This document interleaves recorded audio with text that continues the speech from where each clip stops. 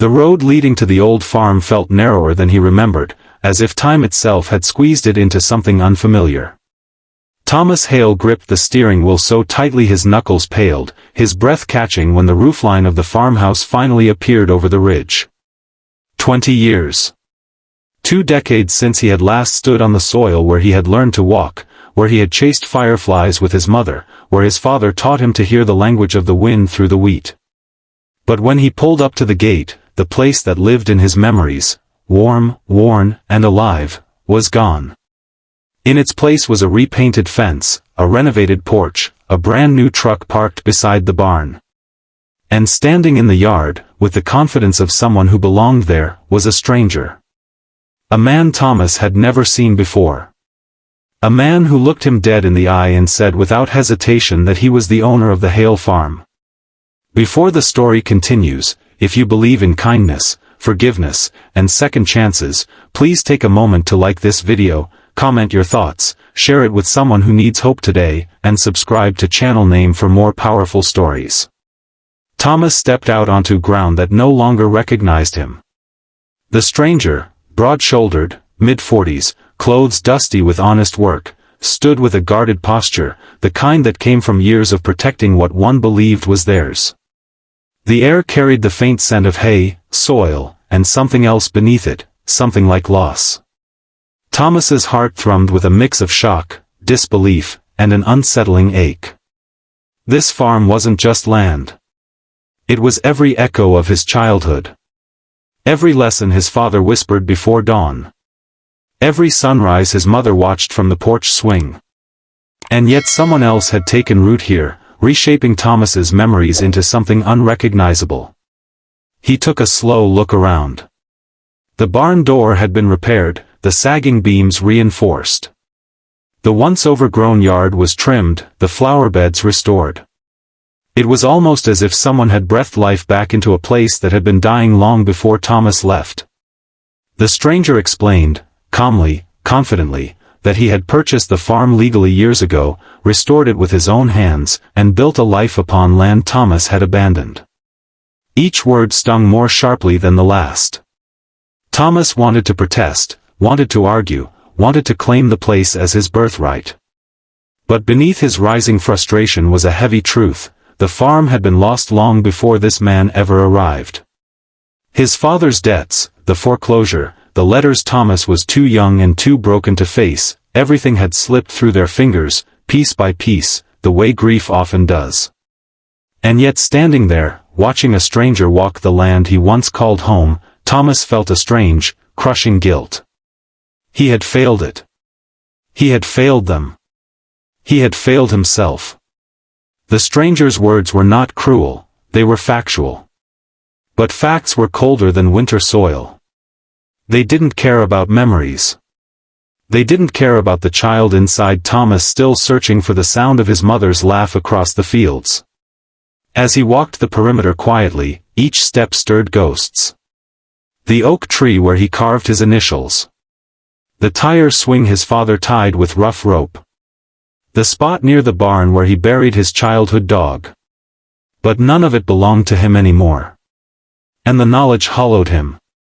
He spent hours wandering the edges of the farm, trying to stitch together the past with the present, but the seams refused to meet. The stranger watched from a distance, arms crossed, expression unreadable. Thomas wondered what kind of life this man had lived here. Was he married? Did he have children who played on the same land where Thomas once ran barefoot? Did he sit on the porch at dusk, hearing the same rustle of leaves that had once comforted Thomas's mother? With every thought, frustration melted into something surprising, curiosity, maybe even reluctant respect. Someone had cared for this place. Someone had given it the love Thomas and his family no longer could. But beneath that understanding lingered a question Thomas couldn't silence. Why had fate led him back here? Was it closure he sought? Forgiveness? A chance to reclaim what was lost? Or was he meant to confront the parts of himself he had buried, grief, guilt, and the aching fear that he had run too far for too long? The sun dipped low, casting an amber glow across the wheat fields, and Thomas felt a familiar warmth spread through him. A memory stirred, his father, standing tall in silhouette, saying that the land never judged a man for leaving, only for refusing to return. The weight of those words softened something inside Thomas. Perhaps this was never about ownership. Perhaps it was about acceptance. Perhaps it was about seeing the place one last time, not to take it back, but to understand why letting go hurt so deeply. The stranger eventually approached him again. His voice was gentler this time as he spoke about the farm, how he found it abandoned, how he restored the barn from scratch, how he planted new wheat after years of barren soil. Each detail painted a picture of a man who didn't just buy land, he revived it. And Thomas felt something he didn't expect, gratitude. It crept in slowly, humbly. Someone had saved what he thought was lost forever. Someone had honored the land when he himself had been too broken to do so.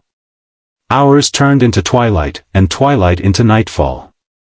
Thomas remained by the fence, staring at the horizon as if waiting for a sign from the past. But what came instead was a quiet understanding from the present. The stranger placed a hand on the fence post beside him, not too close, not too far, and spoke softly about leaving room for the past to breathe.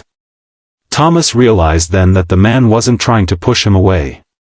He was protecting his own hard-earned peace, just as Thomas was trying to rediscover his. There was no dramatic argument, no fight for ownership, no demand for justice. Instead, there was something gentler, two men standing on the same land, touched by different histories but bound by shared respect. Thomas finally understood that returning wasn't about reclaiming the farm, it was about reclaiming himself.